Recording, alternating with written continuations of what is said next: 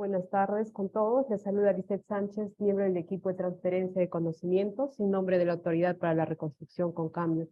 Les doy una cordial bienvenida a todos los colaboradores de la ARC y también nuestro agradecimiento especial a nuestras ponentes invitadas, Janet Encina y Claudia Becerra. Ellas son expertas en temas de diseño de obras de ingeniería. Entonces, un poquito también conociendo a nuestras ponentes. Janet Encinas es ingeniera civil de la Universidad Privada Antenor Orrego, con más de 7 años de experiencia en la coordinación de proyectos y diseño de soluciones con geosintéticos. También es ponente nacional e internacional en congresos latinoamericanos. Actualmente trabaja en el Departamento de Ingeniería de PAPCO Huavín, Perú. Al igual que Claudia, que también es ingeniera civil de la Pontificia Universidad Católica, con más de 8 años de experiencia en el diseño y construcción de soluciones con geosintéticos.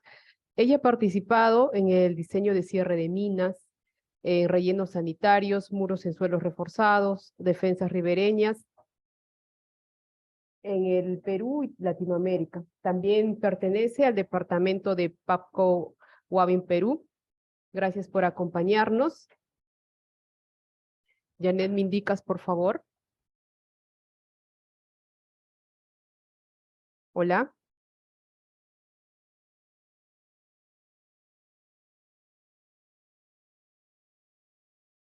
También aprovechando estos minutitos, se les envió el enlace para el examen, para el primer examen.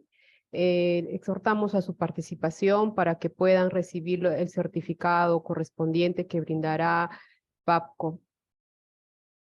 Les voy a enviar el enlace también por aquí del examen para que puedan rendirlo, por favor. ¿Me avisas, por favor, Janet, para que puedas iniciar?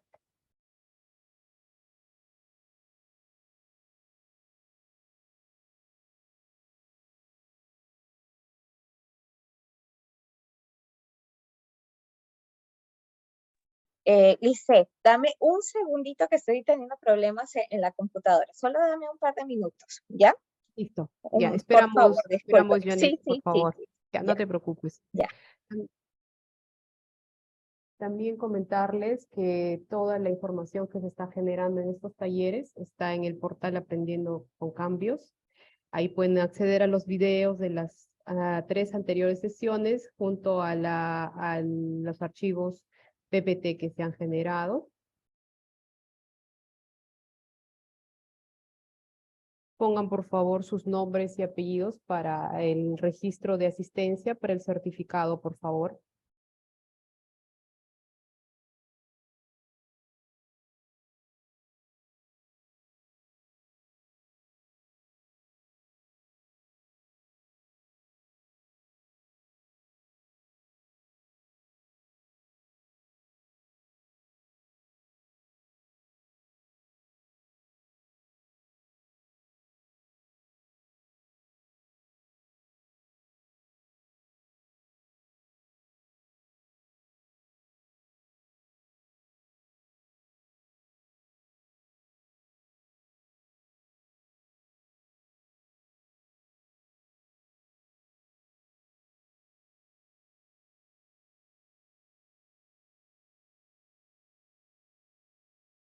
Este es el enlace para que puedan acceder, por favor, al primer examen.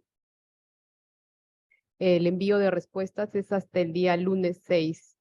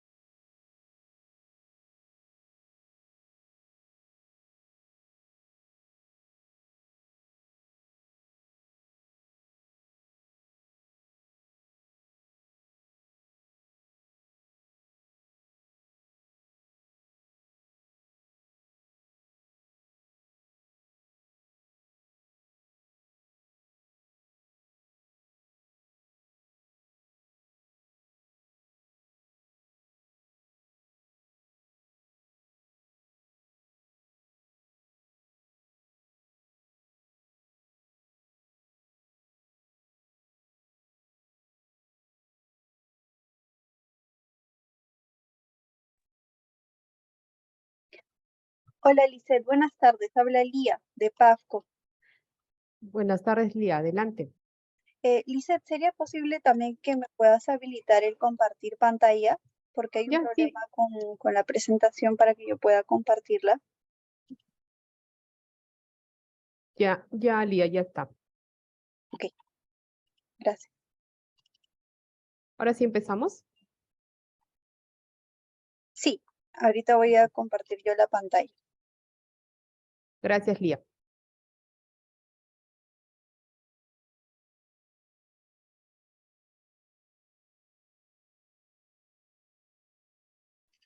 Me avisas, Lía. Ya estoy conectada.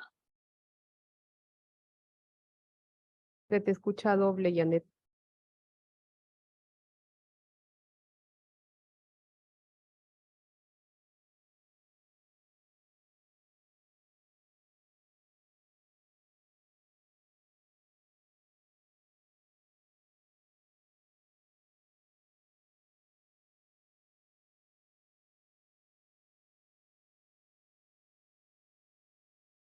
Unos minutitos, por favor. Gracias por su comprensión.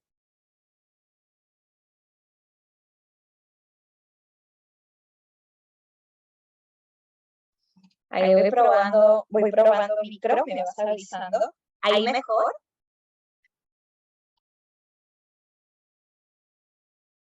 Sí, Janet, si no se te escucha doble. Bueno, no estoy conectada. De repente el micro, Lía, de repente por ahí. Ya está, ya se puede Ya compartir está. la pantalla también. Ya. Ya está bien. Ok, ¿te tengo que decir siguiente o lo puedo yo puedo hacer clic? No, yo lo voy pasando ya. O te cedo Ya. el control también. Buenas tardes, se les escucha con mucho eco. Uy, qué pena. Yo estoy en una sola computadora.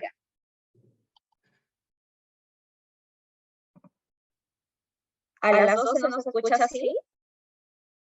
Solo a ti, Janet. A Lía sí se le escucha muy bien. Wow. A ver, voy a silenciar y otra vez con.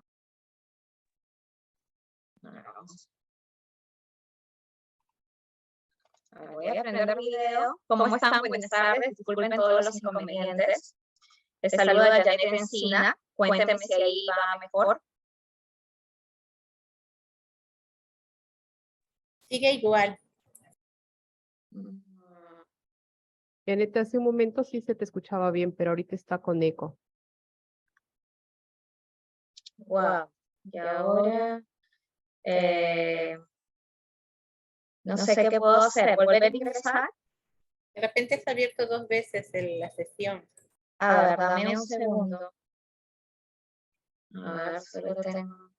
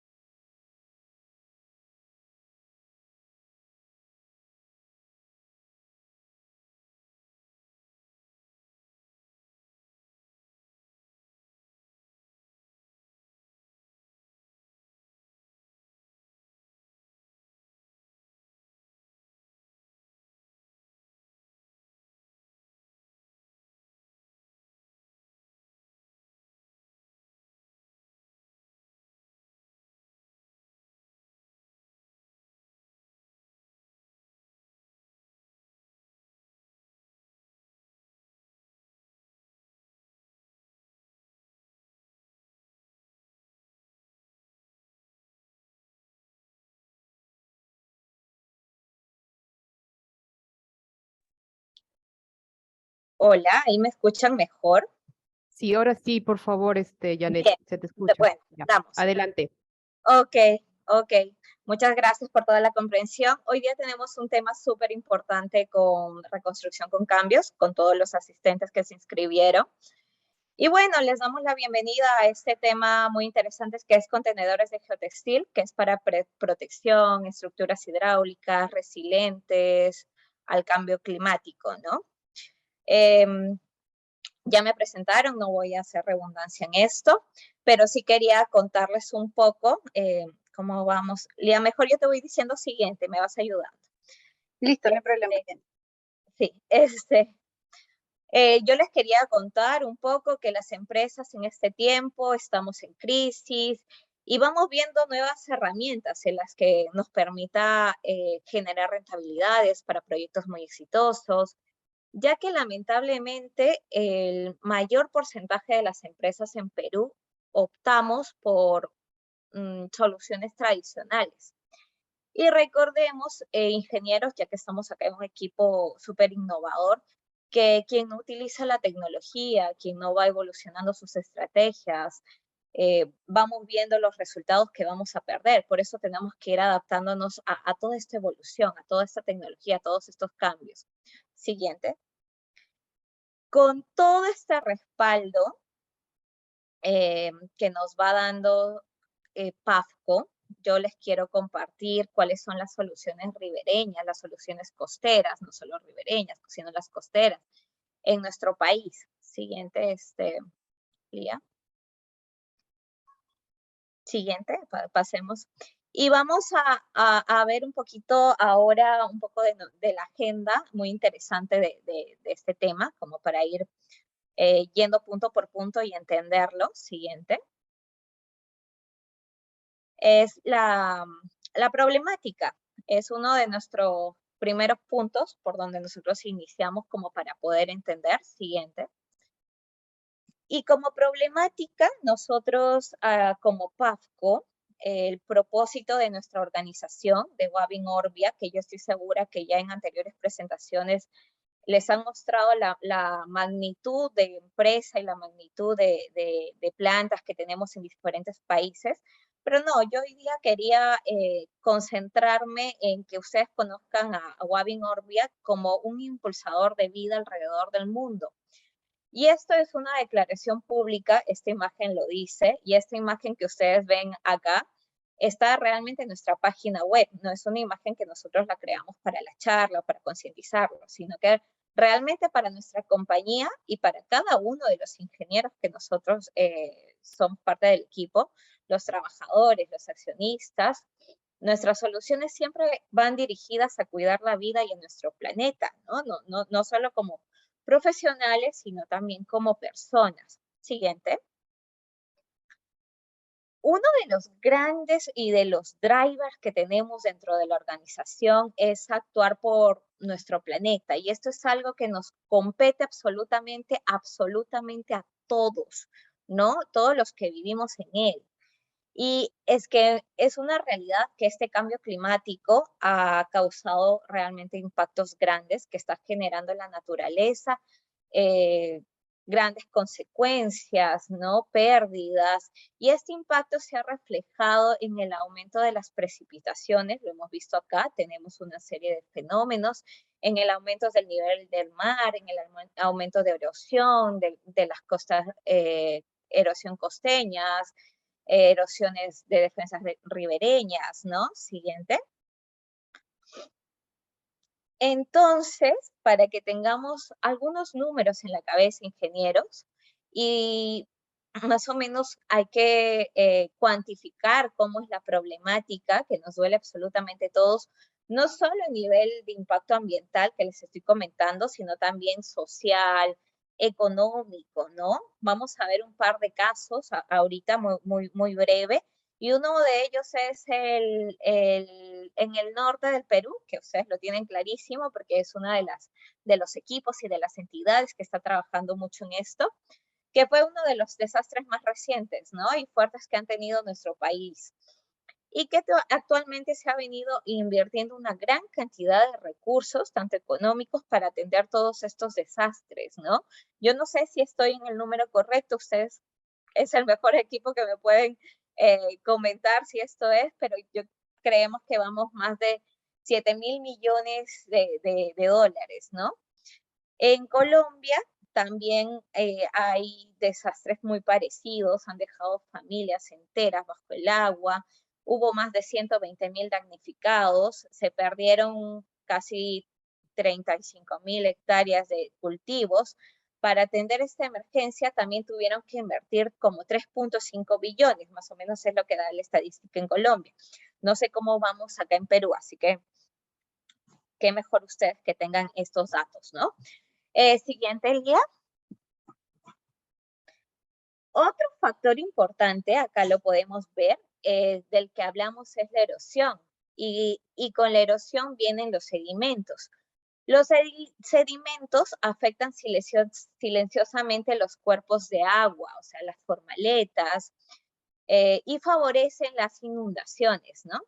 Estos altos niveles de sedimentación en los ríos dan lugar a la disminución de las características hidráulicas del cauce. Hemos visto que ha variado mucho el nivel de caudal, los niveles de cauces, y pueden tener grandes efectos en la navegación.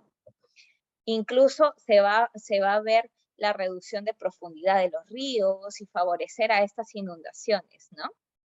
En Colombia y en Perú lo vemos en el río Magdalena, en Perú lo hemos visto en los ríos del norte, en ríos La Leche, ¿no? Siguiente. Y un poquito, como para hacer ruido, estamos en soluciones tradicionales, Lía, siguiente. Un poquito como para hacerles ruido, así como ingenieros, y que les venía comentando desde el inicio, que hay que empezar a evolucionar, hay que empezar a innovar. Hablemos un poco de las soluciones tradicionales. Siguiente. Siguiente, ahí. Y yo les pregunto a ustedes, a cada uno de los ingenieros, ¿qué pasaría o qué está pasando si las empresas seguimos, o las entidades, seguimos continuando utilizando todas estas soluciones tradicionales? Y ante ello, ingenieros, es de vital importancia conocer diferentes sistemas de atenuación que se puedan implementar para poder seguir mitigando todas estas problemáticas que están expuestas, ¿no? Y que nosotros como ingenieros es súper retador tener estos panoramas. Siguiente. Una de las soluciones tradicionales más comunes es el uso de protección de rocas. Lo vemos mucho en nuestro país. También llamado riprap, ¿no? Esta protección es muy efectiva si la base del suelo puede resistir sus cargas. Y también depende de la disponibilidad del material. Pero, ¿qué está pasando en nuestros proyectos? Que no contamos ya con material pétreo, con material rocoso, y no contamos con esa facilidad de tener canteras cercas, canteras bien ubicadas para nuestro proyecto, y termina siendo muy difícil y muy costoso para transportar. Siguiente. Y cuando tenemos estas soluciones rígidas que realmente se hacen de concreto, que resultan al ser muy vulnerables con la palizada, al fisurarse, y a veces hasta fallan, ¿no? En dichas condiciones con palizadas, inundaciones. Siguiente. Construir los espigones, también metálicos, tablestacados, son proyectos que se van ejecutando con grandes presupuestos, muy altos, y no solo en presupuestos, sino cuando se refleja el cronograma de muchos meses o de años de ejecución, ¿no? Ahí vemos que se necesita mucha maquinaria. Siguiente. Los gaviones tienen una gran limitante en su vida vulnerable. Ha venido funcionando, lo sabemos, no queremos decir que todo esto no ha funcionado. Sin embargo, que tienen algunos puntos que tenemos que seguir evaluando e innovando, ¿no?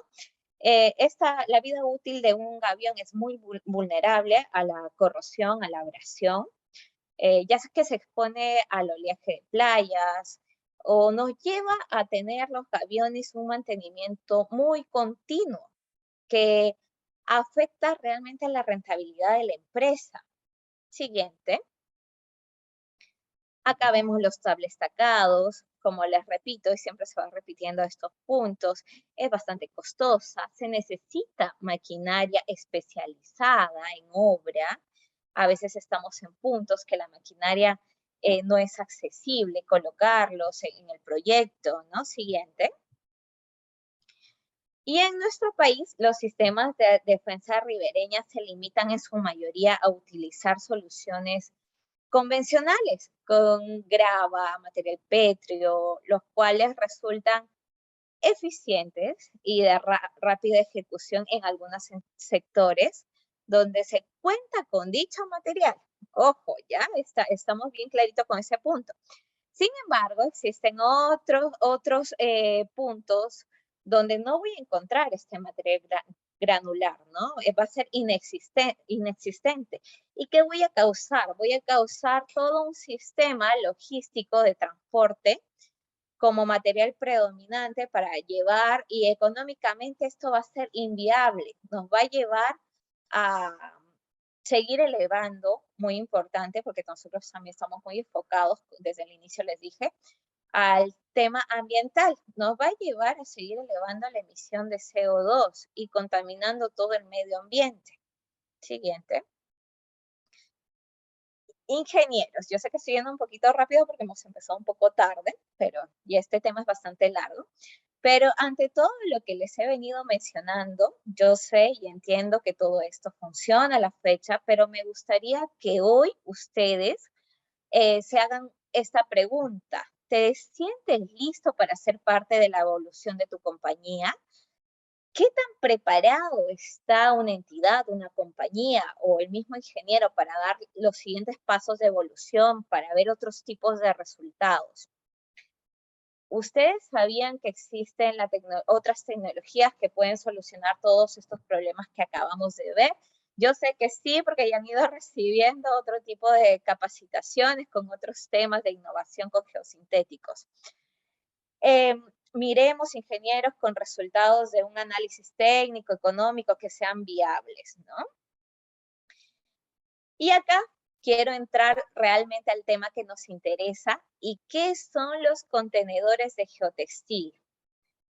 Son soluciones innovadoras, siguiente, y los vamos a conocer en tres, en tres grupos, para que ustedes no se vayan confundiendo, porque yo sé que son muchos términos nuevos.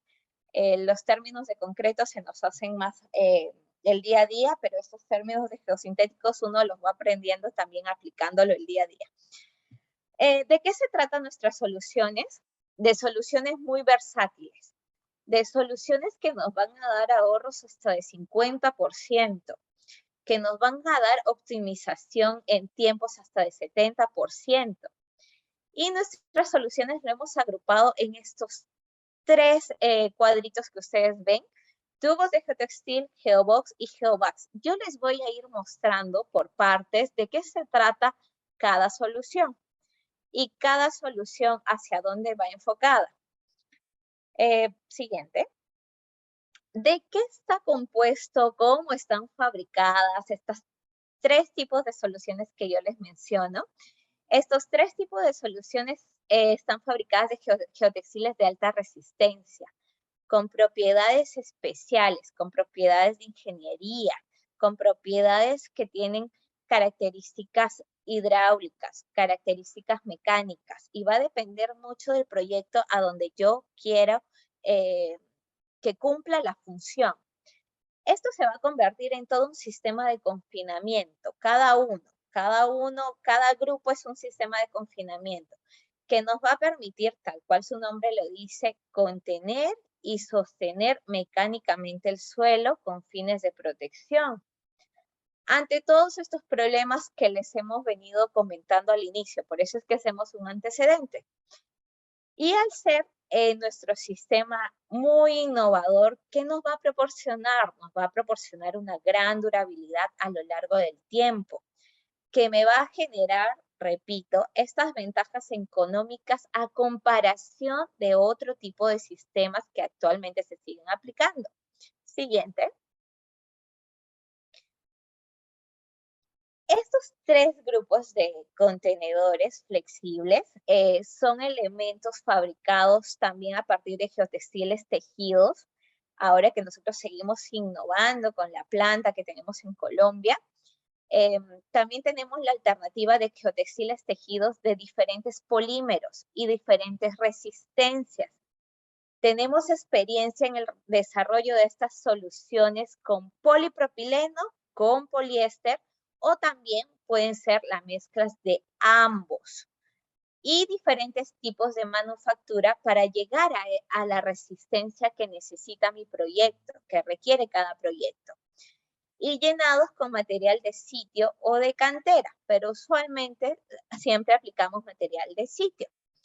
También tenemos proyectos donde han sido llenados con mezclas de suelo-cemento, eso también es evaluado, ¿no? Y dan excelentes resultados, ¿no? Son proyectos exitosos. También son utilizadas en aplicaciones de control de erosión, en riberas, en barreras de protección, en diques. Siguiente.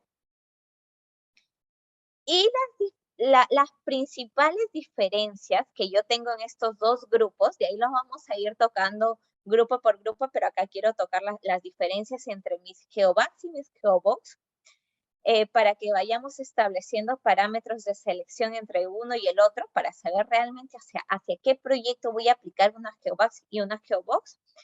Es que las geobags son elementos que tienen la posibilidad de ser izadas. Son las primeras de la imagen, las que están arriba.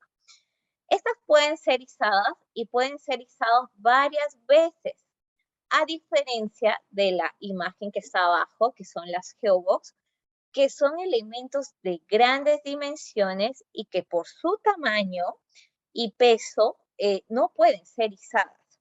Si nos damos cuenta, las otras pueden ser aprox de 1 por 1 por 1 y las geobags sí manejamos otros tipos de medidas. Les lanzo un tipo de medida, pero esto siempre es diseñado para cada proyecto, 5 por 2, 45 por 1. ¿Se dan cuenta la gran diferencia? Las dimensiones en el caso de las geobags son dimensiones más fijas, son dimensiones ya estandarizadas, por lo mismo que se tienen que izar. Alrededor estamos cargando 1 metro cúbico de capacidad, a diferencia de una geobox que pueden ser 10, 12 metros cúbicos, ¿no? Y estas pueden ser fabricadas en diferentes dimensiones. O sea, un proyecto no solo puede tener una sola dimensión, puede ir ajustándose de acuerdo a cada tramo, a cada diseño.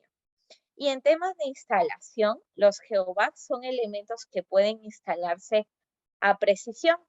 Y con esto me refiero a que si una geobag, la foto inicial, queda instalado en el lugar que no es, yo puedo sencillamente volver a izarlo e instalarlo donde es, donde realmente es la ubicación.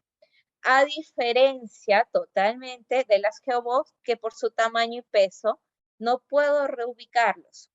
Las geobox, ya vamos a ver más adelante, las tengo que colocar de acuerdo al plano, al estudio, al expediente, lo tengo que colocar en la zona topográfica que está diseñada, lo tengo que llenar y bueno, ahí queda, ahí es in situ, ¿no? Queda ubicado ahí. Y su instalación normalmente se hace de dos maneras, in situ, ¿no? O por lanzado. Siguiente. Vamos a entrar un poquito a los geobox, siguiente, como para ir conociéndolas un poquito más. Acá era lo que les comentaba, acá tenemos una imagen de lo último que hemos lanzado, que es el geotextil, que tiene polipropileno y poliéster, que esa combinación es de estos ambos componentes. ¿Qué ventajas tengo con un geotextil con ambos componentes? Que tengo tengo alta resistencia a la tensión y voy a tener mayor permeabilidad, voy a tener alta permeabilidad. Siguiente. Acá ya vemos un poquito más in situ las geobox. Es muy importante que nosotros en nuestros proyectos indiquemos de qué manera vamos a instalar nuestro geobox. Acá estamos mostrando las dos técnicas. Principalmente se usa en una obra para instalar Geobox. Acá vemos en la mano izquierda un Geobox instalado por lanzado. Fíjense que la volquetera está en reversa, el Geobox, que se llenó dentro de las volquetas, y esto se desliza y se lanza desde allí. Y el lanzado, acá llamamos cuando el Geobox cae desde la volqueta. Desde una plataforma flotante, está clarísimo en la imagen, desde una plataforma en suelo o desde cualquier superficie, pero que sea lanzado o deslizado. ¿Se dan cuenta la diferencia? Este es lanzado o deslizado y la Geobox es izado. Y a la mano derecha vamos a tener un Geobox llenado in situ, es decir, donde empiezo a llenarlo allí, va a ser el sitio final, va a ser su ubicación, que el plano me indica, la topografía, el plano, lo que me diga el expediente, en donde queda ubicado, y en ese caso ya se van a usar formaletas especiales. La foto lo muestra, es un tipo de formaleta, pero más adelante vamos a ver más detalles, los tipos de formaletas que podemos tener. Siguiente. Acá mostramos la técnica 1 de lanzado, que es desde la plataforma flotante. Acá vemos varios encofrados. Un Geobox puede ser encofrado, ya sea un encofrado de madera, o puede ser un encofrado metálico, y tiene su... y para para que la máquina en la parte de atrás con una cadena lo hice y pueda dar la vuelta y así pueda hacer, deslizarse el Geobox, ¿no? Este es un caso bastante especial porque en realidad casi siempre lo hacemos in situ. Siguiente. Acá seguimos con esto. En realidad se ha hecho bastante en Colombia, sin embargo en Perú lo hemos hecho, tenemos mucha experiencia en trabajar in situ porque casi siempre trabajamos cuando el caudal del río esté bajo o esté en seco. Siguiente. Y acá mostramos un poco de la ficha técnica de nuestro Geobox.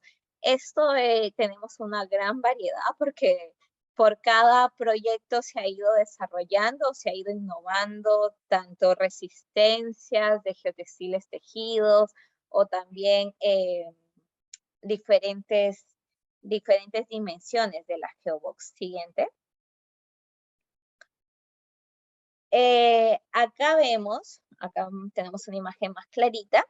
El material de lleno de los Geobox no tiene gran diferencia con el que ya hablamos de las Geobox. La idea es siempre usar como primera alternativa el material del sitio, obviamente, porque si estamos buscando optimizar presupuesto, optimizar el tema de canteras, no usar materiales pétreos por el tema de contaminación o porque no contamos con canteras, necesitamos hacer cortes o préstamo del mismo terreno, del mismo proyecto. No piedras de más de 4 pulgadas que pueda afectar la forma del Geobox, ni puntiagudas, se tiene que ir seleccionando. Se tiene que tener una buena acomodación del material, la buena compactación dentro del Geobox y que quede un acabado limpio y adecuado en la Geobox, ¿no? Y que el material quede muy bien distribuido en todo el Geobox, incluso en las esquinas, acomodarlo muy bien. Siguiente. Vamos a pasar, ya vimos un poquito de las diferencias entre Geobox y Geobox, ya conocimos un poquito más de los Geobox y vamos a conocer bastante rápido un poquito más de las Geobox. También todo se maneja con ficha técnica. Ahí identificamos realmente qué es lo que yo necesito en mi proyecto, trabajar con datos mecánicos, trabajar con datos hidráulicos, ¿no? Y vemos las dimensiones, ya sea del rollo o de la misma solución. En este caso es de la solución. Actualmente se maneja dos tipos de Geobox con diferentes geotextiles. Un Geobox es confeccionado con T2400, otro con TR4000. Y básicamente la diferencia entre uno y otro es que el Geobox con T2400 va a permitir el izado. 1 o 2 veces máximo. Mientras que el GeoVax confeccionado con TR4000 va a permitir varios izados más, ¿no?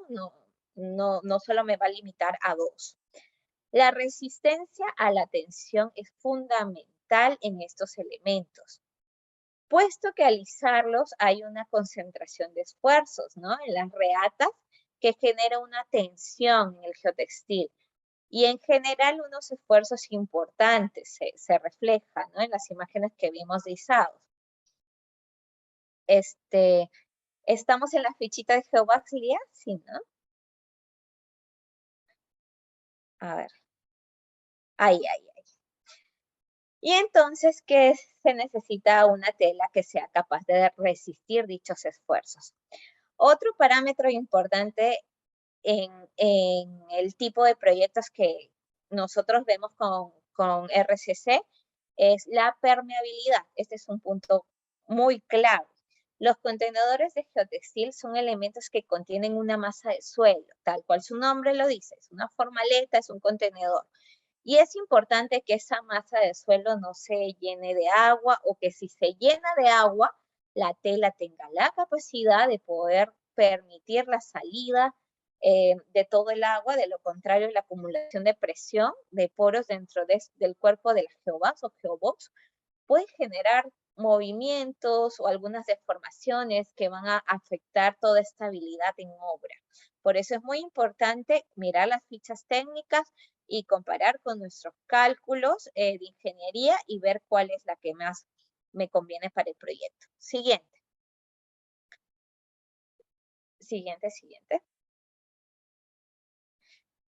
Los GeoVax son elementos que se pueden izar, tal cual hemos venido comentando.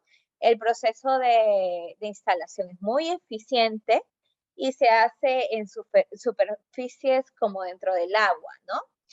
Hemos tenido instalaciones hasta en 12 metros de profundidad, que es un rango hasta donde la retroexcavadora puede maniobrar estas cargas sin ningún tipo de inconvenientes. Se recomienda usar eslingas, ganchos, como mínimo 5 toneladas, y que sean estas eslingas la que vaya a la retro y enganche a las reatas de las GeoVax. Las reatas las llamamos las asas, ¿no?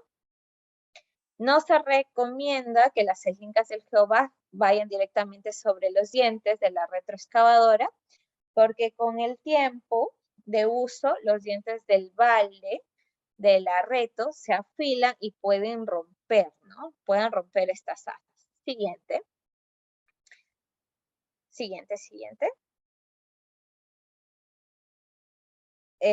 Ahí estamos. Las GeoVax, al ser elementos pequeños, y en realidad casi todos nuestros geotextiles son muy versátiles, se pueden acomodar en pequeños espacios. Por ejemplo, en esta foto que ustedes ven, es una bocatoma del río Sogamoso, Colombia. Las GeoVax se pueden acomodar perfectamente en los espacios que hay en las tuberías de captación para que finalmente pueda conformar todo este sistema de la bocatoma y dar el acabado final, porque acá encima de la GeoVax también se colocaron flexocreto. Siguiente. Las GeoVax son elementos que pueden llenarse material de corte o préstamo, arena, material granular seleccionado, afirmado base, subbase. Siguiente.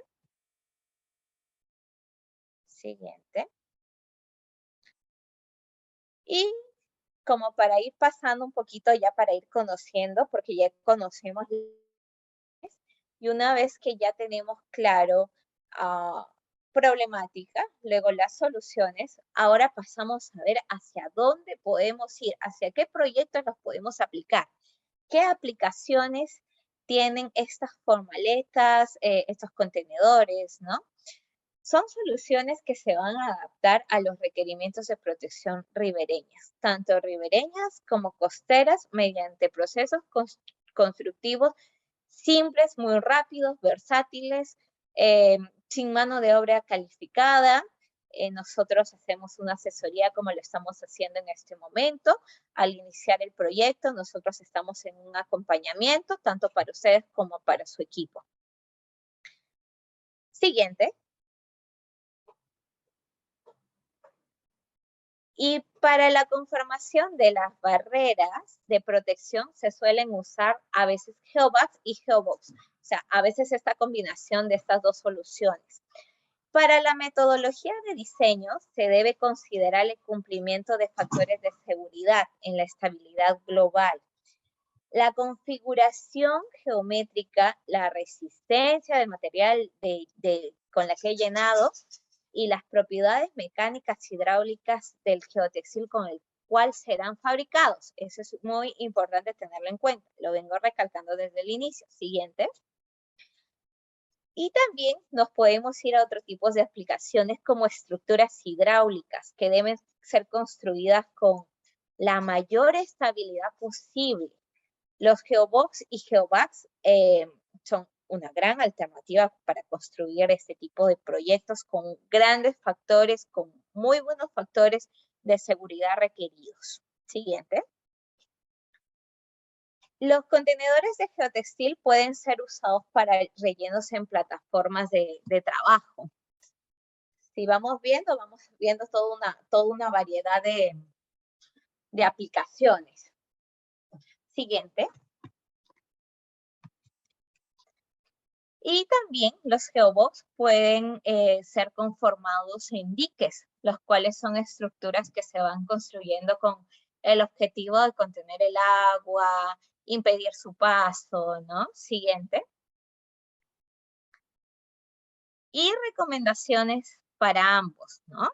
Se recomienda que las protecciones con Geobags o con Geobox sean revestidas con mantos de control de erosión, que seguramente ya lo vieron en otra capacitación o lo van a ir viendo, con material de sitio o algún tipo de protección similar, con una geocelda, con un flexocreto. Y con mayor razón si son zonas urbanas, no solo por un tema de diseño, sino también por vandalismo. Siguiente. Acá quiero hacer énfasis en este punto. Quiero hablar de algunos proyectos que se han construido in situ y otros lanzados desde Volqueta. Uno de los proyectos exitosos que siempre lo venimos mostrando es nuestro proyecto del Río de la Leche. Esto es ubicado en Lambayeque, Chiclayo, es la zona norte. Siguiente. Acá colocamos, señores, este proyecto se diseñó, o sea, hicimos un acompañamiento desde el diseño, estuvimos en obra. Este es el río La Leche. Debido a la carga excesiva de fluido, el río La Leche adquirió un mayor poder erosivo de los cálculos que se tenía en ingeniería, porque la naturaleza realmente nos desafía, y lo cual afectó a todas las defensas ribereñas de ambos márgenes. A consecuencia de todo esto, se ocasionaron inundaciones casi en 53 localidades vulnerables.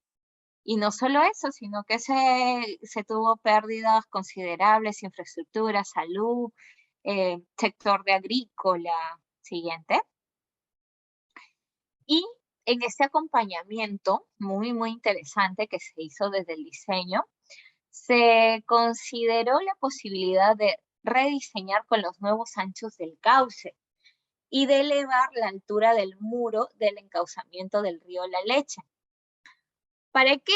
Para poder controlar todos estos desbordes por los reboces de los nuevos caudales extraordinarios que estamos teniendo cada año, y entre los sectores de Presa, Huaca, La Cruz, hasta Las Juntas, ¿no? Otro objetivo fue reparar y reforzar los gaviones que existían y enrocados, colocados como defensas ribereñas a procesos erosivos, ¿no? En los estribos de los puentes. Además de eso, se debe de ampliar la longitud de cobertura de estas defensas ribereñas en ambos márgenes. Aguas arriba y aguas abajo de estos puentes, como en los puentes de Ten, de Requén y entre otros que están en toda esta zona. Siguiente. En este proyecto exitoso, porque incluso ya tuvo un tema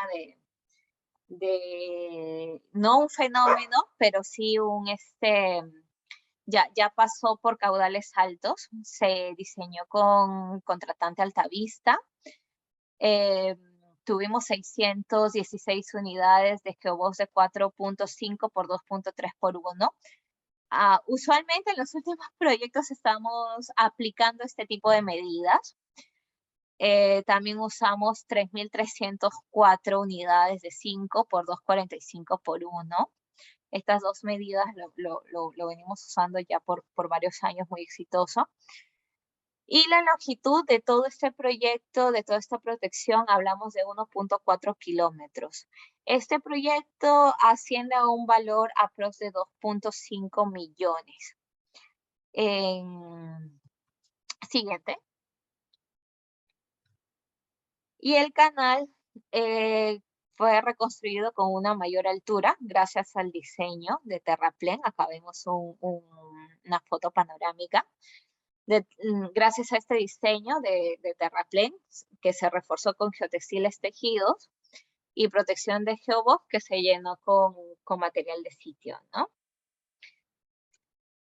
Y la geobox mantiene la forma de elemento. En este caso, es un caso muy puntual en Colombia, se usaron unos tensores, pero acá en Perú no lo estamos usando, el diseño cumple la función tal cual.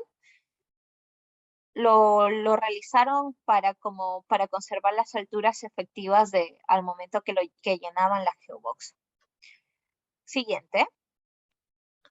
El proceso constructivo in situ puede ser, como les mencioné, con encofrado metálico, puede ser encofrado de madera. Sin embargo, los primeros proyectos que nosotros tuvimos, y es uno de ellos Puyango, que es un proyecto muy exitoso que sigue funcionando súper bien, no colocamos ningún encofrado. Recordemos que este tipo de soluciones son soluciones de ingeniería para defensas ribereñas, no son soluciones arquitectónicas, ¿no? Pero sin embargo, esto ya depende del especialista, del diseñador, ¿no? Siguiente. Siguiente, pasemos muy rapidito a eso, como para...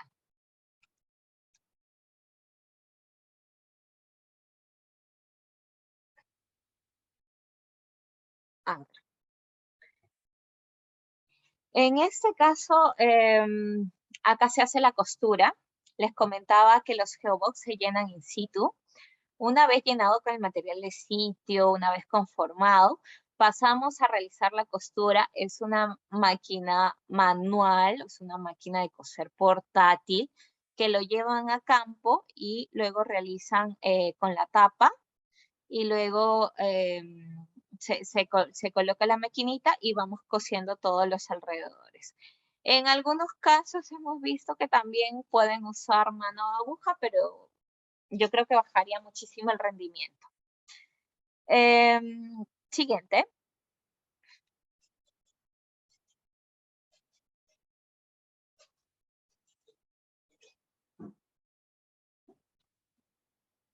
Siguiente, ahí está.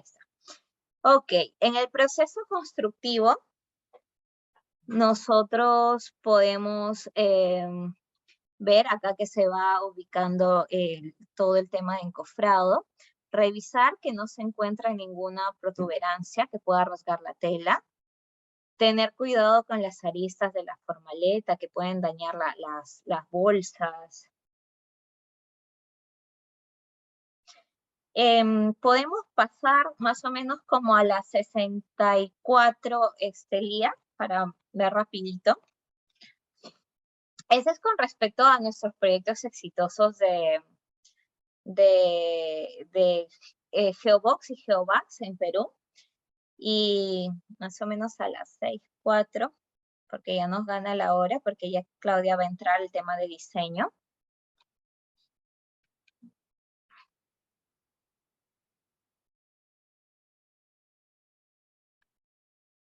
Quiero entrar un poquito al tema de tubos de geotextil, no sé si lo ubicas por ahí.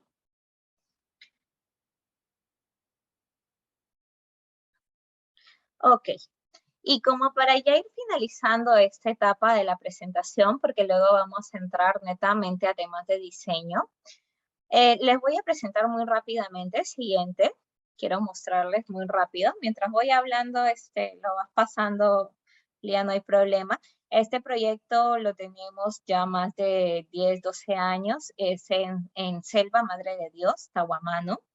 Es uno de los puentes Mávila, es uno de los más antiguos, que tuvo mucha problemática con el tema de flujos, de erosiones, y en muchos años ellos buscaban soluciones. Sin embargo, llegamos a asesorar al MTC y a una concesión muy importante que es IRSASUR, y optaron por tubos de geotextil de grandes dimensiones.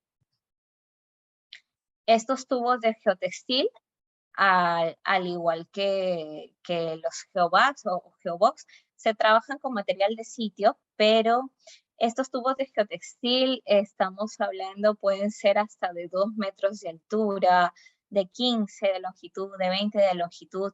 Son mega grandes, impresionantes, así tal cual su nombre los dice, tubos de geotextil, son de grandes dimensiones. Acá abarcamos más o menos 3.5 kilómetros de tubos de geotextil. Se trabajó en dos etapas, porque trabajamos Mávila y Tahuamano. Sigue el día, no te preocupes, yo les sigo contando. Alternativas de llenado, hay por gravedad, por dragado, ¿no? Sin embargo, nosotros optamos el llenado por gravedad en este caso. Ahí vemos más o menos cuáles son los requerimientos. Y in situ, seguimos. In situ, ya acá podemos ver cómo se va llenando con la tolva, con el equipo, cuál es la tubería, la motobomba, ¿no? El llenado con el Slurry, hasta un 75% de la cota de diseño, nos regimos mucho al tema de diseño. Luego tuvimos un grupo de 5 personas que motivaron todo el drenaje, porque acá tiene que también salir el agua que se encontraba dentro de todo el tubo de geotextil. Y este paso no solo facilitó la rapidez de la consolidación del material, sino también del drenado natural. Este proceso se fue repitiendo como 3 veces. Acá vemos las válvulas con las que se van llenando. Siguiente. Y podemos ver acá 3 alturas diferentes, más o menos de 1,20, 1,80 y 2,40, ¿no? Esto fue un diseño de 5 filas, pero sin embargo ya se ve como que las 3 alturas, por lo mismo que ya el río va llenándose con el caudal, ¿no? Ya acá se va más clarísimo, está sumamente sumergida, todo un éxito, de verdad. Tahuamano, esta es la otra zona, 14.5 de kilómetros instaladas de todo de tubo de geotextil, 2.4 de alto, casi todas fueron de 2.4, y estamos hablando, en total se trabajaron 18 kilómetros entre las dos zonas. 2 años diferentes, obviamente por temporadas de lluvia, se tuvieron que trabajar en temporadas secas, y este proyecto no se protegió porque, siguiente, porque es una zona muy tropical. Seguimos el gestión de... Tuvimos un muy buen rendimiento, pero ¿por qué? Con el transcurso de los días, de las semanas, se va tomando un mejor rendimiento con el personal, con la cuadrilla, vamos avanzando más rápido, se van volviendo unos expertos. Eso es, y finalmente podemos ver la fotito, si nos avanzas, de nuestro caso súper exitoso. Viene funcionando desde el 2012 hasta la fecha. Seguramente ahora, si vamos a tomar una foto, está completamente revegetado. Vemos las márgenes del río y todo el sector de sembríos y todas las zonas a sus alrededores. La entidad quedó completamente a gusto, con buenos resultados, la empresa concesionaria satisfechos por la reducción y los ahorros que se reflejaban considerablemente. Yo creo que los dejo ahí. Claudia debe estar, me avisa si Claudia está conectada. Sí, hola, ¿qué tal, Yane? Buenas tardes con todos. Sí, Claudita, yo creo que ya como para poder avanzar diseño y ya cualquier consulta que tengan ya lo hacemos al final y cualquier información se la estamos compartiendo porque esto es bastante extenso. Te dejo, Claudita. Listo, buenísimo, buenísimo. Buenas tardes con todos. Mientras se me habilita ya sí puedo compartir pantalla. Mi nombre es Claudia Becerra, soy compañera en PAF Cogeosintéticos Perú de Yanet. Somos un grupo de ingenieras mujeres, nada más por el momento, apasionadas por los geosintéticos, como siempre dice Yane. Y bueno, el día de ahora les voy a hacer la charla de la parte de diseño para control de erosión, ¿no? No sé si ya pueden ver mi pantalla, ¿me confirman, por favor? Sí, sí, Claudia. Ya, buenísimo, buenísimo. Buenas tardes, gracias. ¿Qué tal? Adelante. Buenas tardes con todos. Entonces, vamos a ver ahora la parte de diseño y control de calidad. Es muy importante aclarar que no existe una solución estándar para la protección de riberas de río o protección de defensas costeras. Por el contrario, en cada caso o en cada proyecto se hace una solución a medida, ¿no? Entonces, nosotros como PAPCO Geosintéticos sí somos fabricantes de geosintéticos, pero parte de nuestra labor es acompañar a nuestros clientes desde el diseño. Entonces, hacemos una especie de consultoría gratuita porque los geosintéticos, a diferencia de cualquier otro material, no es como irse a una ferretería y comprar acero y comprar cemento, ¿no? Los geosintéticos siempre deben de venir acompañados de una revisión técnica, de un diseño, ¿no? Entonces, en ese sentido, cuenta con nosotros para apoyarlos en sus diseños o en revisar diseños o en cualquier asesoría que necesiten, ¿no? Entonces, el diseñador que está encargado de valga la redundancia, de diseñar los proyectos, debe de verificar siempre la información con la que se va a diseñar y que esta información sea la verdadera del proyecto, ¿no? Entonces, nosotros hacemos un proceso de diseño que involucra 2 ciclos. El primer ciclo es el de búsqueda inicial y un segundo ciclo que es de cálculos y análisis. Entonces, en el primer ciclo hacemos una campaña de exploración, se hace el estudio de suelos, el perfil estratigráfico de los materiales que tenemos disponibles en la obra, que generalmente es el mismo material con el que se rellena los geosintéticos, ya sea geobox, tubos de geotextil o geovacs, ¿no? Y los estudios hidráulicos. Una de las principales ventajas de cualquiera de estos sistemas es que el llenado de estos sistemas, de estos geosintéticos, es con el material de la zona. Entonces, por eso se hace el estudio del suelo para saber con qué vamos a rellenar nuestros geosintéticos. Entonces, eso es lo primero que se hace en el primer ciclo de diseño, ¿no? Y ya con todos los datos que hemos obtenido en el primer ciclo de diseño, nos enfocamos en el segundo ciclo, que es de cálculo y análisis, ¿no? Entonces, vamos a hacer primero un dimensionamiento hidráulico de la estructura. Se hace un análisis geotécnico, luego un análisis hidráulico y se culmina con el análisis de criterio de supervivencia. Entonces, vamos a ver ahora un ejemplo de diseño de un proyecto hecho con Geobox. Este proyecto también pudo haberse diseñado con tubo de geotextil o con geobat. El proceso de diseño hubiera sido el mismo, lo que cambia es el tipo de solución, y el tipo de solución yo lo defino en función a las características del proyecto, ¿no? Por ejemplo, muchas veces se define el tipo de solución a las facilidades constructivas que yo tengo en el proyecto, ¿no? Entonces, este ejemplo es, como les digo, de Geobox, pero podría haberse diseñado con tubo de geotextil o con geobat, dependiendo de las facilidades de instalación que tenga en el proyecto.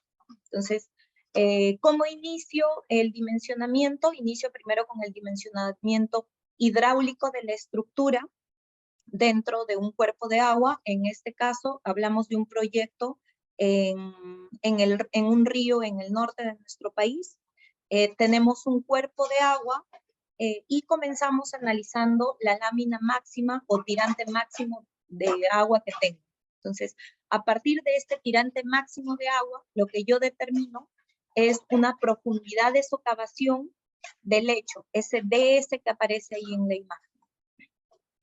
Y ese DS está directamente relacionada con el periodo de diseño que yo estoy analizando por un proyecto, ¿no? Mientras mi periodo de diseño sea más largo, el tirante máximo va a ser mayor y por lo tanto mi profundidad de socavación va a ser mayor. ¿Sí?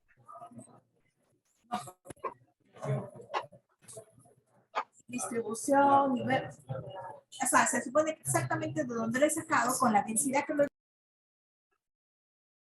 Hola, ¿me escuchan? Sí, ahora sí, Claudia, se había entrecortado. Pero creo que alguien estaba haciendo una pregunta, me pareció. No. ¿No? Ah, ya, No. parecía. Listo. Entonces, en función al número de años que yo estoy diseñando, voy a tener un tirante máximo y en función a ese tirante máximo, yo voy a tener una profundidad máxima de socavación.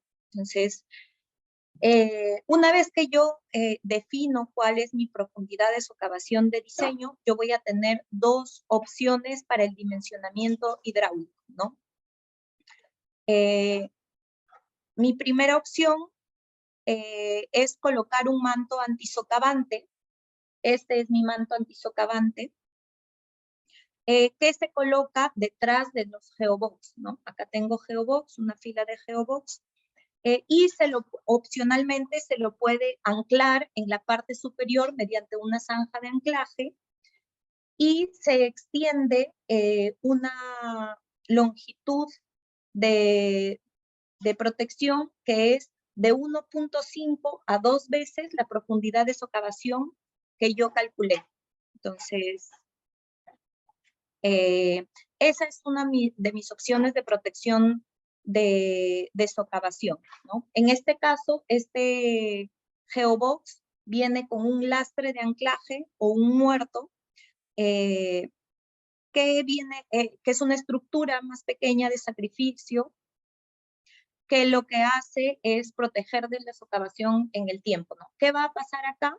Con el tiempo, con el paso de los años, este suelo que aparece acá se va a socavar, ¿no? Va a desaparecer, ¿no? Y este lastre de socavación se va a ir bajando, ¿no?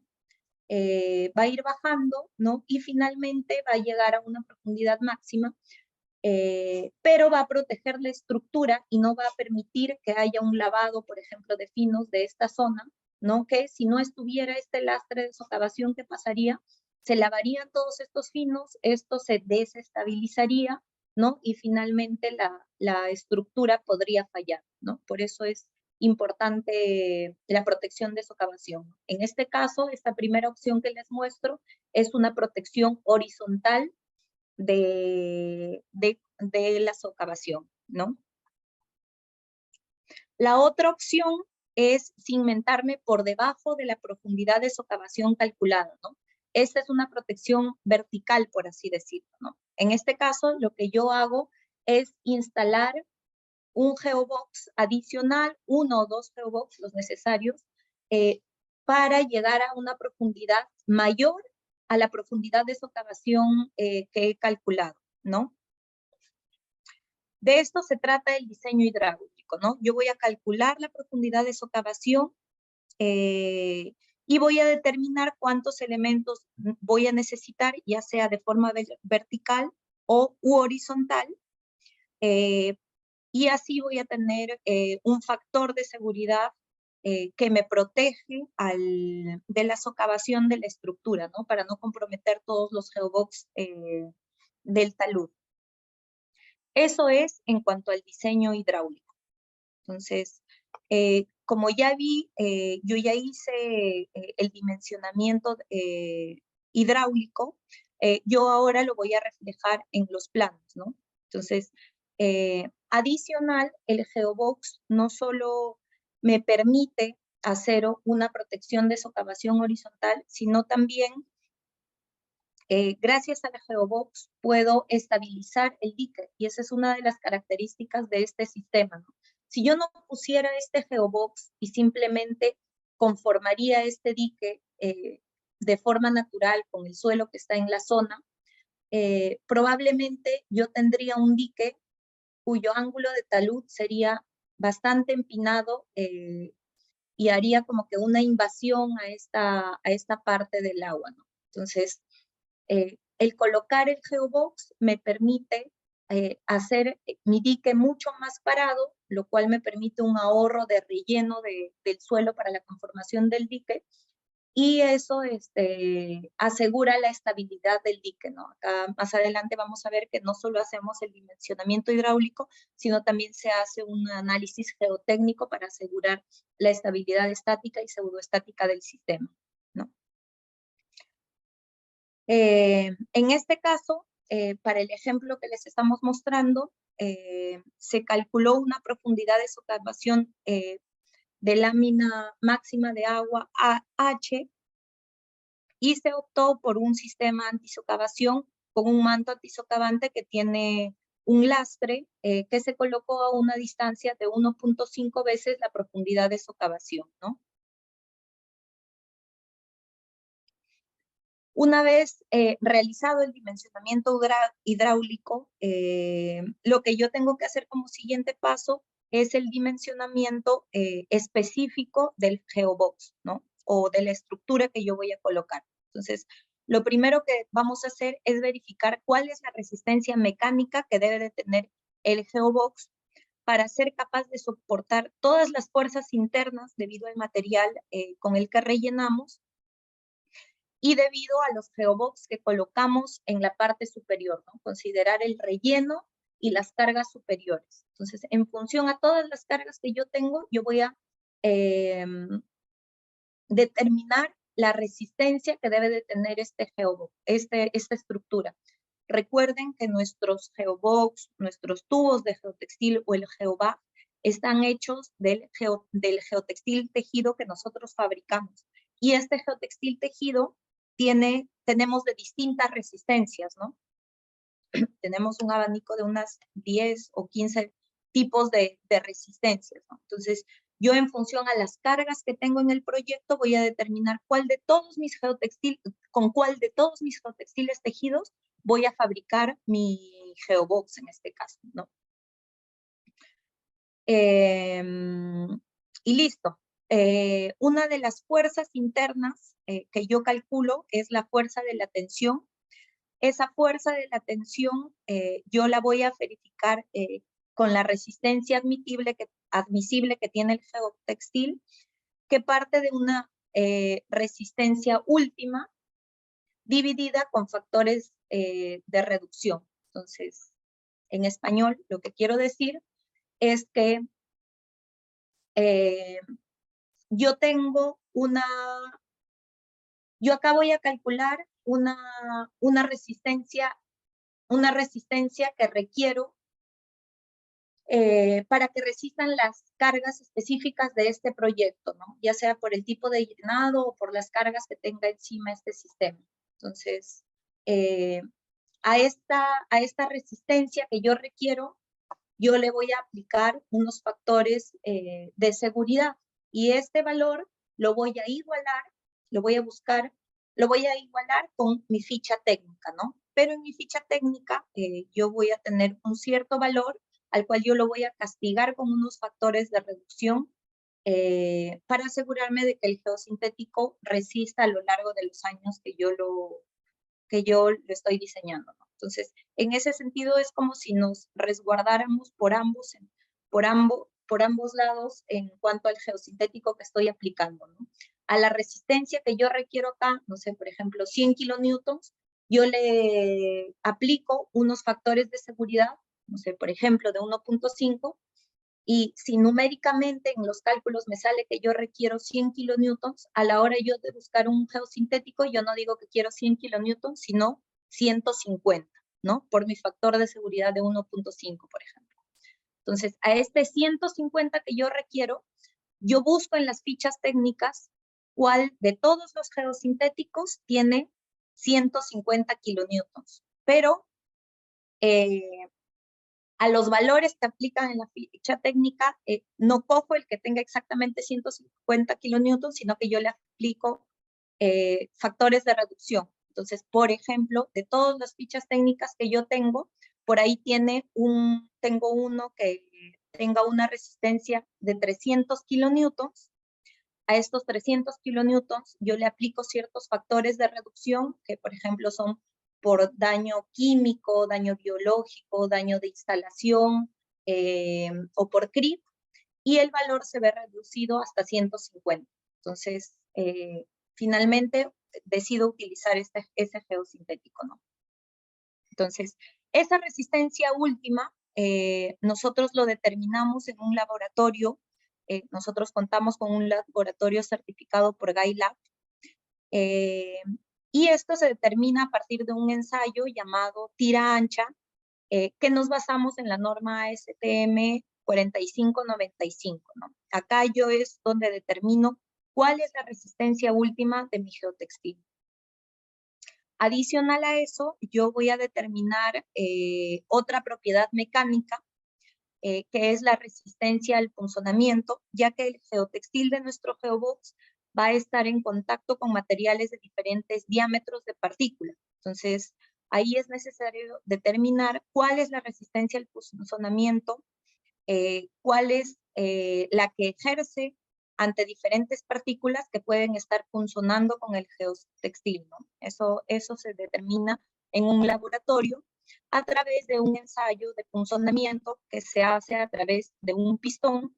Esto está normado por el ensayo que aparece ahí, el 6241, ¿no? Es un pistón que tiene 5 centímetros y que entra en contacto con el geotextil y es capaz de perforar el geotextil. Este ensayo es para determinar cómo posiblemente se puede ver afectado por punzonamiento el geotextil.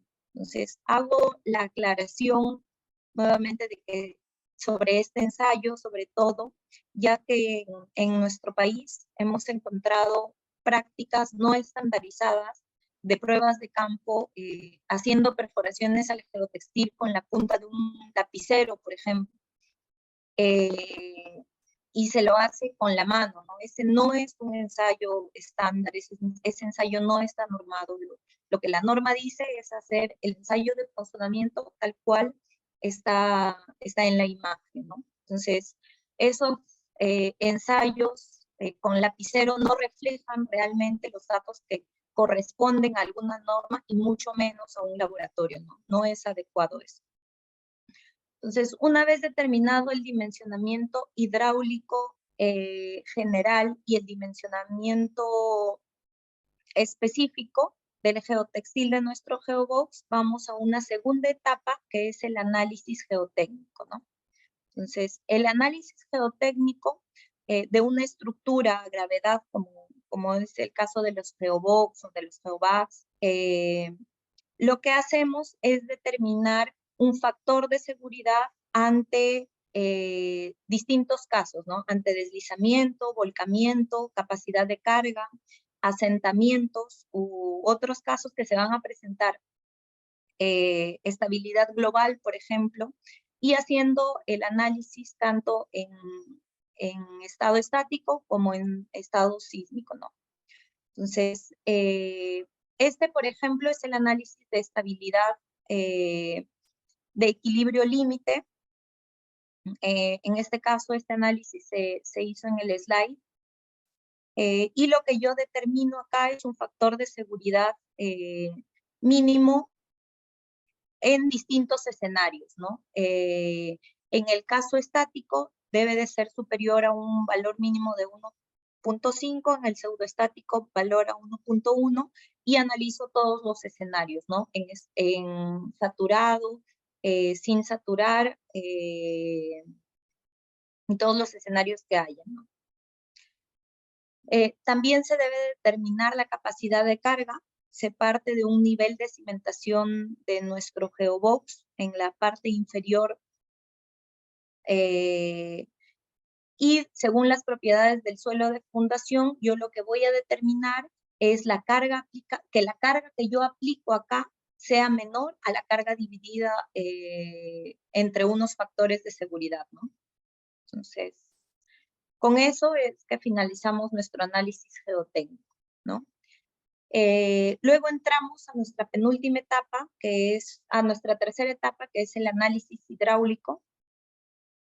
Este análisis hidráulico, lo primero que hacemos es tener en cuenta el criterio de retención, que es el material que tenemos que colocar dentro de nuestro geobox, ¿no? Acá determinamos que al momento, cuando el tirante del río sube, el agua va a entrar al geobox.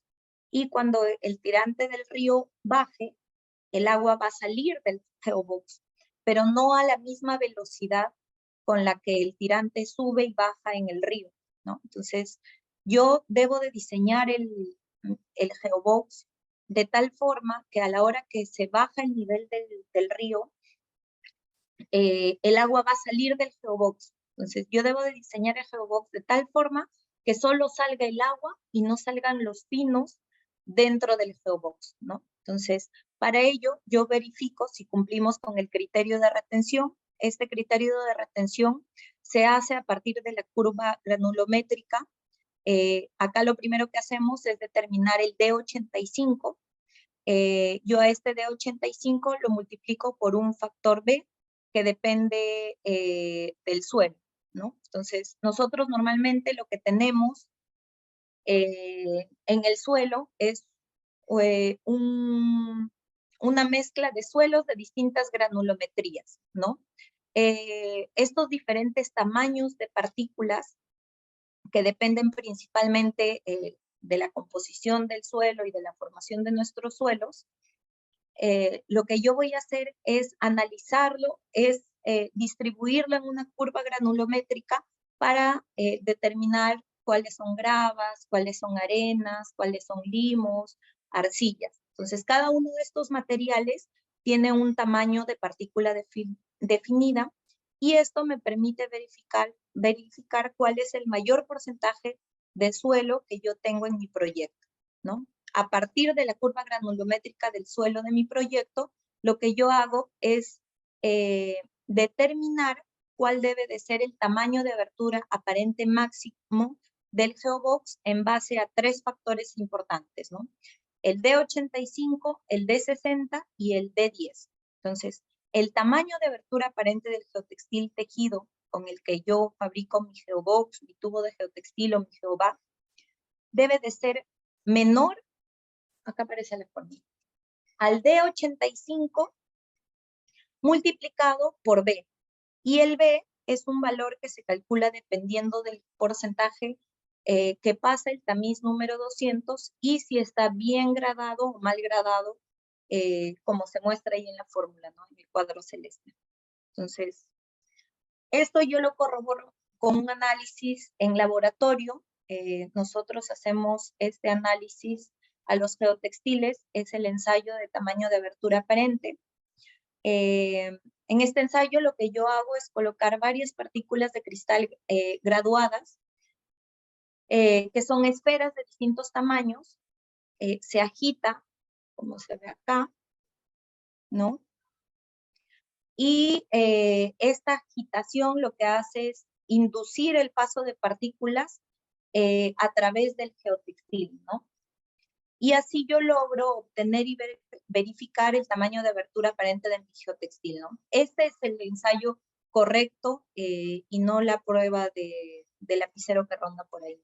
Entonces, continuando con nuestro ejemplo, esta es la curva granulométrica del proyecto de Ríos del Norte. Esta curva granulométrica lo que nos permitió es determinar el D85 para esa zona, que es un valor de 2.41 milímetros. Entonces, a partir de eso, calculo también el D60, que en este caso es 0.39 milímetros, y el D10, que es 0.14 milímetros, ¿no? Entonces, lo que nos arrojó es un coeficiente de uniformidad de 3.4, y gracias a ese coeficiente de uniformidad, yo determino el B, ¿no? Entonces, si yo regreso acá, tengo un coeficiente de uniformidad de 3.4, entonces entro a este valor, a este rango, ¿no? Tengo un suelo arenoso, un suelo que menos del 50% pasa el tamiz número 200, y mi coeficiente de uniformidad es 3.4, entonces mi B es 0.5 por mi coeficiente de uniformidad, ¿no? Entonces, si es así, mi coeficiente, determino que el B es el 0.5 por el 3.4, entonces el D85 por B nos da un tamaño de abertura aparente de 4.12 milímetros, ¿no? Entonces, para el geotextil que yo escogí, que tiene un tamaño de abertura aparente de 0.425 milímetros, cumple, ya que este valor es menor al 4.12 que he calculado. Entonces, con esto verifico que el geotextil sí cumple para el criterio de retención de partículas de nuestro suelo, ¿no? Después, vamos a verificar nuestro sistema por el criterio de permeabilidad. ¿Qué dice este criterio? Bueno, nos dice que el coeficiente de permeabilidad del geotextil debe de ser mayor en 10 veces el coeficiente de permeabilidad del suelo. ¿Y por qué pasa eso? Porque el agua siempre va a viajar de la zona de menor permeabilidad a la zona de mayor permeabilidad. Entonces, ahí es donde justo se coloca el geotextil para que el agua viaje del suelo hacia el geotextil, ¿no? Entonces, es importante hacer este ejercicio porque se toma el criterio, ese criterio en este proyecto, ¿no? Entonces, por ejemplo, si yo estoy colocando arenas, las arenas que tienen un coeficiente de permeabilidad de 10 a la menos 3, el geotextil que debo de colocar para esta permeabilidad debe de ser de tal forma, debe de tener tal coeficiente de permeabilidad que que no permita que se acumulen presiones hidrostáticas, ¿no? Entonces, si yo tengo el material saturado, no se van a modificar los parámetros mecánicos del material de relleno y la estructura se va a mantener estable. Entonces, igual que en los anteriores parámetros que se revisan, se hacen ensayos de permeabilidad del geotextil, ¿no? Mediante estos ensayos es que fabricamos la ficha técnica, ¿no? Entonces, este ensayo de permeabilidad del geotextil yo lo hago con un permeámetro a través de la permitividad, donde se calcula la velocidad del flujo. La velocidad del flujo, ¿esto no es video? No. Que atraviesa el geotextil, ¿no?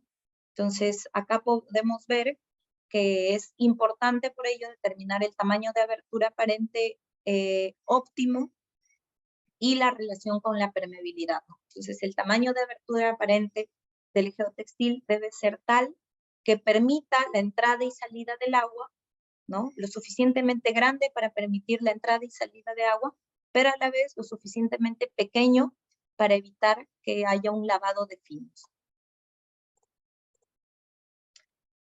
Y como se mencionó anteriormente, se hace una relación que tiene que ver con la permeabilidad, que se revisa también con los cálculos hidráulicos versus el análisis geotécnico, ¿no? Que nos da el criterio de retención. Entonces, como se vio anteriormente, yo debo de cumplir un factor de seguridad mínimo de 1.5 para la condición seca y para la condición saturada. Y si el agua se queda estancada dentro de nuestro sistema, podría pasar que el factor de seguridad disminuya y llegue a un valor como el que se muestra acá, ¿no? De 0.96, que no cumple lo mínimo que debería de ser para tener una estabilidad geotécnica, ¿no? Entonces, por eso es importante asegurarnos de que el sistema no falle debido a la estanqueidad del agua dentro del geobox, ¿no? Por último, lo que yo hago es una verificación de criterio de supervivencia, ¿no? Entonces, Clau, ¿sí? Clau, perdón, hay una mano levantada. Ah, sí. ¿Sí? ¿Cuál es la consulta? Ingeniera Claudia, ¿puede retroceder 2 vistas donde estaba la estabilidad? ¿Acá? Ya, esa, ¿no? Ahí cuando veo el cuadro, veo que la primera línea dice ángulo de fricción 16.7 y se mantiene constante, pero ese ángulo de fricción, según el gráfico, ¿dónde sería? ¿Entre el suelo y el geosintético? O sea, ¿en dónde parte, en qué parte del gráfico se aplica ese ángulo de fricción? Sí, es en contacto entre el geosintético y el suelo, ¿no? Es como el ángulo de interacción del geosintético y el suelo. Generalmente, este ángulo de fricción del geosintético que aparece ahí viene a ser de 1/3 a 2/3 el ángulo de fricción del suelo. O sea, si yo tengo, digamos, la arena que está mostrado ahí, la arena limosa, y cuando cuando lo conformo, ¿lo compacto o simplemente es un arrimado? No, es simplemente, para el caso del geobox, yo no compacto, simplemente lo apisono, ¿no? Y ese apisonamiento genera una interacción entre el geotextil, ¿no? Este geobox está hecho de geotextil tejido. Entonces, se genera un ángulo de interacción que yo acá le llamo el ángulo de fricción del geotextil. Ya, correcto, correcto. Sí, es eso. Obviamente, mientras hay una mejor interacción entre el geosintético y el suelo, ese ángulo de fricción que aparece ahí va a ser mayor y eso hace que mi sistema tenga un mejor comportamiento, ¿no? Entonces, es una mayor interacción entre geosintético y suelo asegura que mi sistema funcione mejor, ¿no? Nosotros hemos hecho distintos ensayos con el geotextil tejido y lo hemos comparado con la geomalla, por ejemplo, y cuando tenemos un suelo fino, hay una mejor interacción con el geotextil tejido por la forma en la que trabajan los sistemas, ¿no? A ver, para dejarme entender. Si yo tengo un suelo fino, este suelo fino va a funcionar mejor si yo lo pongo en contacto con un geotextil tejido que si yo lo pusiera en contacto con una geomalla, por ejemplo, ya sea uniaxial o biaxial. ¿Por qué? Porque un suelo, una arena, por ejemplo, es un material fino que en contacto con el geotextil tejido funciona por fricción. Entonces, tiene una buena interacción ahí. En cambio, una geomalla uniaxial o biaxial, la forma en la que trabaja es distinta al geotextil tejido que trabaja por fricción. La geomalla uniaxial o biaxial trabajan por trabazón, y para que traben tienen que tener un material material granular de cierto tamaño para que se meta en las aberturas y funcione adecuadamente. Entonces, si yo hago proyectos en zonas donde tengo material mayoritariamente fino, lo mejor que puedo hacer es trabajar con el geotextil tejido, ¿no? Porque el material fino trabaja muy bien con el geotextil tejido, por fricción, ¿no? Esa es su forma de trabajar. No sé, por ejemplo, pensar en hacer un muro de suelo reforzado, un dique con una geomalla uniaxial o biaxial en zonas donde tengo material fino, no va a funcionar. Listo, espero haber aclarado su duda. No sé si tienen... Conforme. Listo, muchas gracias. No sé si tienen otra duda o ya terminamos de revisar este último criterio.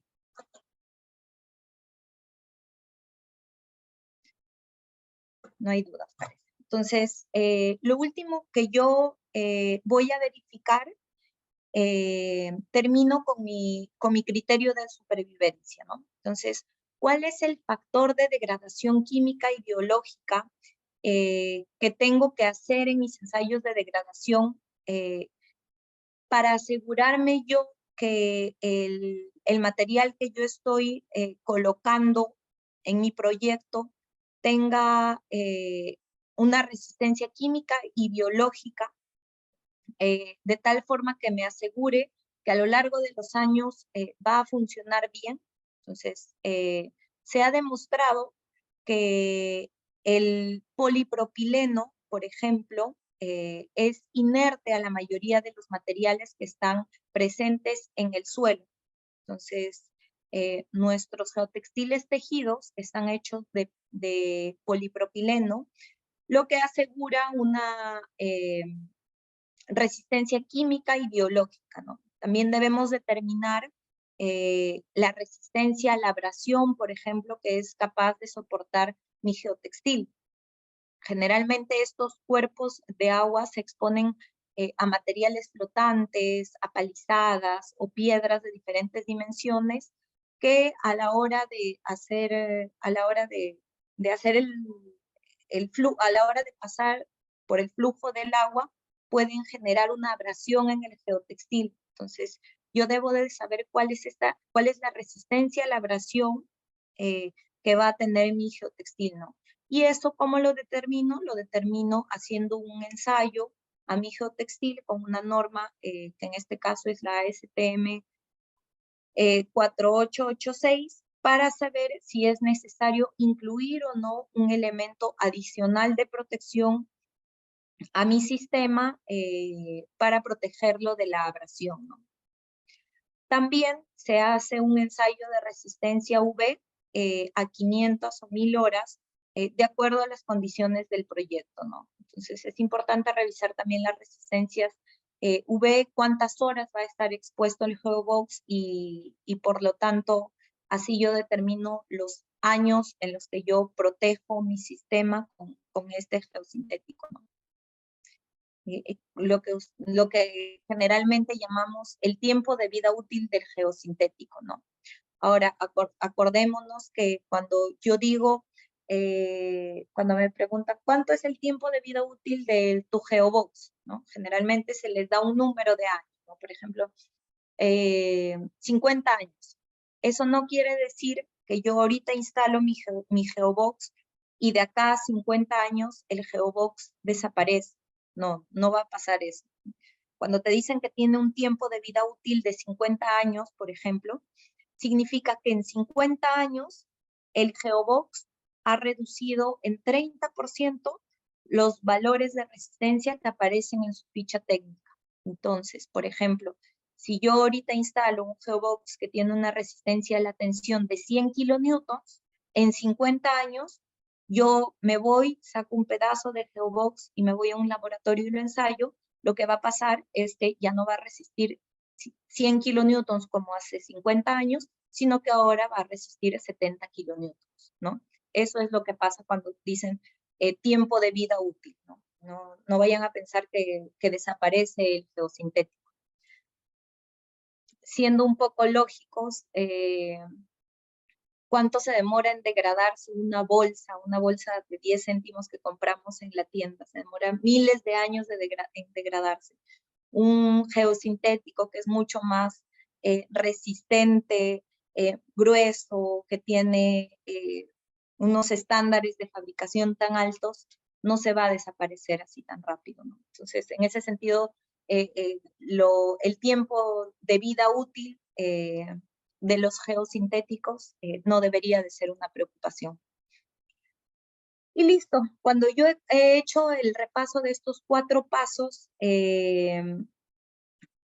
yo voy a tener la culminación de mi proyecto, ya he diseñado, ya lo he dimensionado, y finalmente voy a tener un proyecto que va a ser innovador, va a ser durable, va a ser un proyecto de alta calidad, ¿no? Y si bien es cierto, hasta ahora ustedes como diseñadores o supervisores de sistemas de defensa ribereñas han hecho un excelente trabajo utilizando las soluciones tradicionales.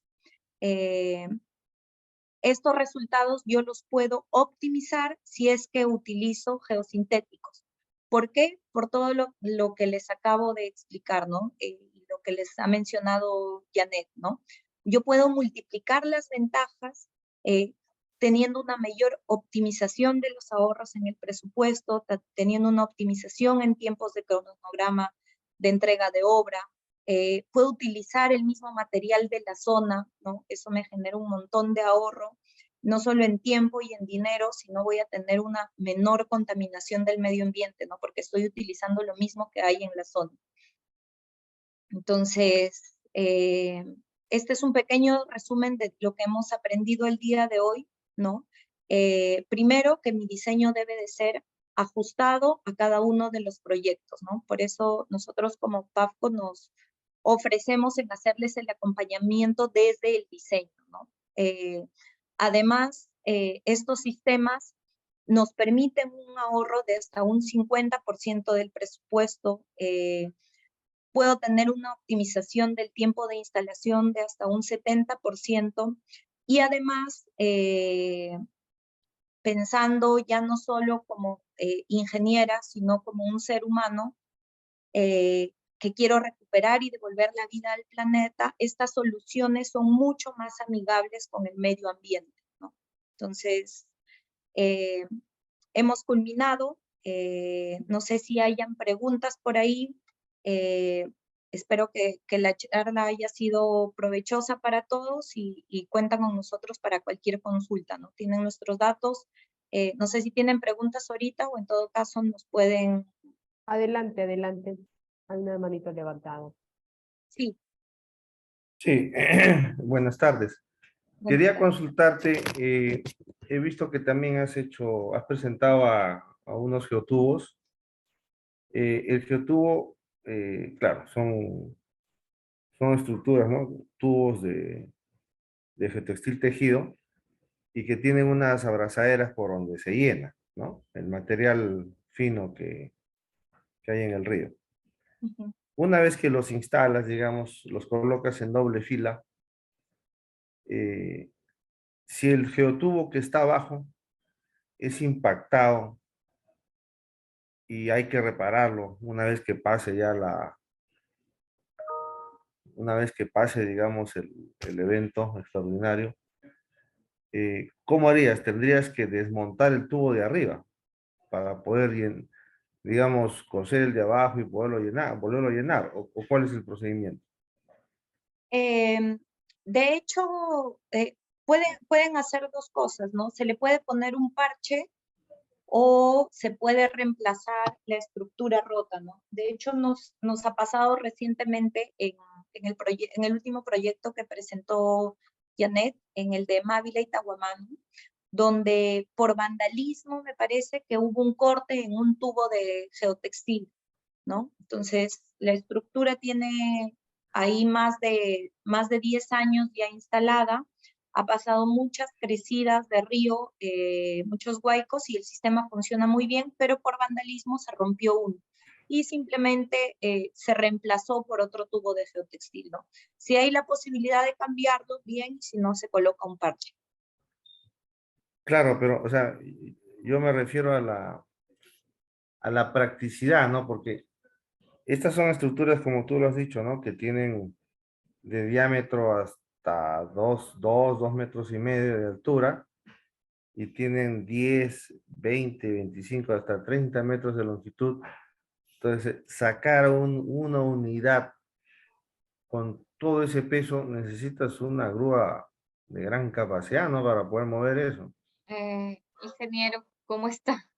Sí, no, no se podría sacar porque igual este material ya está completamente consolidado y con mayor razón si es que había pasado años, ¿no? Mayormente lo que se va a hacer es o un parche o hacer un tema de protección, ¿no? Pero sí, como usted dice, es una mega estructura, a menos que esté fallando. Ahí sí sería eh, otra problemática, ¿no? Pero en este caso no, a nosotros nos ha pasado en algunos casos por vandalismo, han cortado el tejido, han cortado el tejido y algunas personas, poblados muy cercanos se lo llevan para techos, ¿no? O también ha pasado en esta zona porque como todo está revegetado y ahora ya no se ve ningún tubo de geotextil, simplemente se ve vegetación y es una zona de río y todos se han acercado y han hecho parrilla. Eso pasó ahí nomás, incluso unos meses después. Y siendo unos meses después, ni siquiera años, ya estaba completamente consolidado, ¿no? Súper sólido el relleno. Y lo que se hizo es un parche, sí, parche, protegerlo. Claro, No, me queda claro que retirar, claro, no es conveniente, ¿no? Pues es un gran esfuerzo que se haría. y no se Pero, podría. pero sí, cuando yo coloco el parche, claro, ahí hay un volumen, ¿no? Vacío. ¿Cómo hago para rellenarlo si es que tengo encima otro geotextil, ¿no? He colocado dos, digamos, o he colocado dos abajo, uno arriba. Entonces el de Ah, arriba está tapando las bocas, ¿no? De ingreso, las abraceras. ¿O hay un sí. procedimiento para esto? Mm, no, nosotros hemos trabajado con parches, hemos trabajado mejorando el tema de protección, ¿no? Si vemos que ya es un asunto de vandalismo, no es que hemos llenado nuevamente un tubo de geotextil y hemos colocado ahí.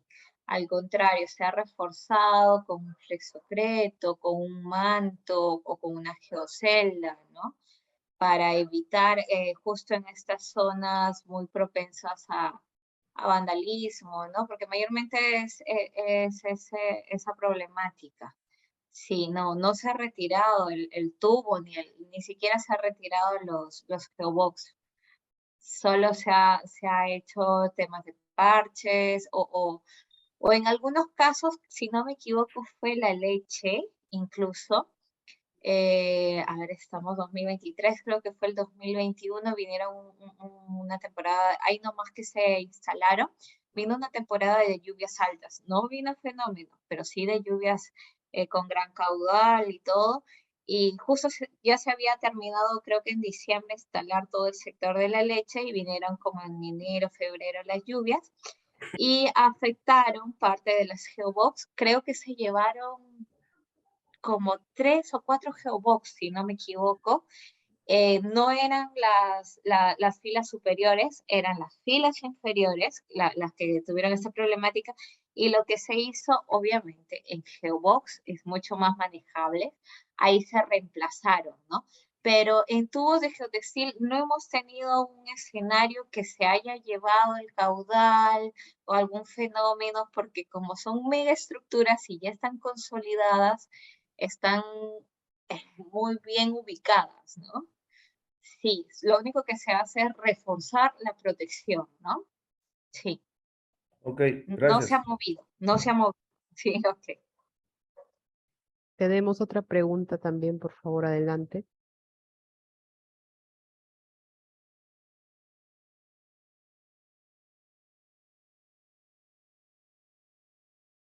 El ingeniero César Francia levantó la manito. Ingeniera Claudia, debido a que estas estructuras tienen un área de apoyo grande, se entiende que la carga se distribuye, pero sin embargo veo que cuando ustedes dicen análisis geotécnico, entiendo que hay unos ensayos que hay que realizar, ¿no? O sea, unos ensayos geotécnicos. ¿Cuáles serían estos ensayos mínimos que habría que hacer para estas estructuras? Sí, lo primero que yo tengo que hacer es, uno, saber sobre qué me voy a cimentar, ¿no? Para eso yo saco una muestra del suelo, ¿no? La ensayo y determino, por ejemplo, su peso específico, la cohesión, el ángulo de fricción, ¿no? Lo mismo para el material que yo voy a rellenar dentro del geobox o geobags o tubo de geotextil, ¿no? Los mismos valores. Estos análisis generalmente yo los hago, se los hace en el slide, ¿no? Y esos son los parámetros mínimos los valores mínimos que te piden, ¿no? Peso específico, ángulo de fricción, cohesión. Eso en cuanto al suelo. De ahí, obviamente, tengo que determinar también las cargas que voy a tener sobre el sistema. Tengo que saber el sismo que va a haber en la zona, determinar, saber hasta dónde va a estar mi tirante de agua. Y bueno, obviamente los valores de los geosintéticos que yo tengo para estos sistemas, ¿no? Si ustedes utilizan el slide, por ejemplo, en la última versión, en la versión 2.0, y hacen el diseño con este programa, van a tener también la facilidad de que a la hora que yo determino mi refuerzo, nuestros refuerzos, los refuerzos de Pavco Wabi ya están colgados en el slide. Entonces simplemente o sea, esto quiere decir que yo no meto los valores de resistencia del geosintético de forma manual, sino ya están cargados ahí automáticamente y simplemente los escojo, ¿no? Este programa, el slide, tiene dentro de su programa cargado ya los geosintéticos solo de 7 empresas a nivel mundial. Una de esas empresas es la de Wabin, Pavco Wabin, así es que eso también nos da un respaldo, les da un respaldo a ustedes de saber que los geosintéticos que están trabajando son de los mejores del mundo, ¿no? O sea, ya está cargado en el mismo software para que simplemente lo escojan y lo analicen.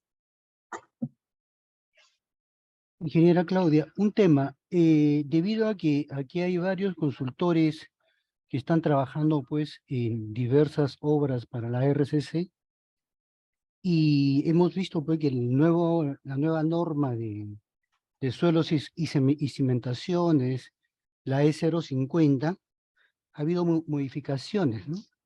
Entonces, el ensayo de corte directo que usted está proponiendo, el ASTM 3080, nuestra norma lo ha restringido solamente para rellenos seleccionados. ¿Ya? Entonces, bueno, doy esta alerta porque si nuestros consultores lo presentan, nosotros vamos bueno, a observarlos, ¿no? Porque no es el procedimiento según la norma. Sin embargo, sí hay unas alternativas como el ensayo de pruebas de percusión dinámica, lo que conocemos como SPT, ¿no? Y mediante correlaciones, poder calcular el ángulo de fricción. Bueno, eso es un aporte, ¿no?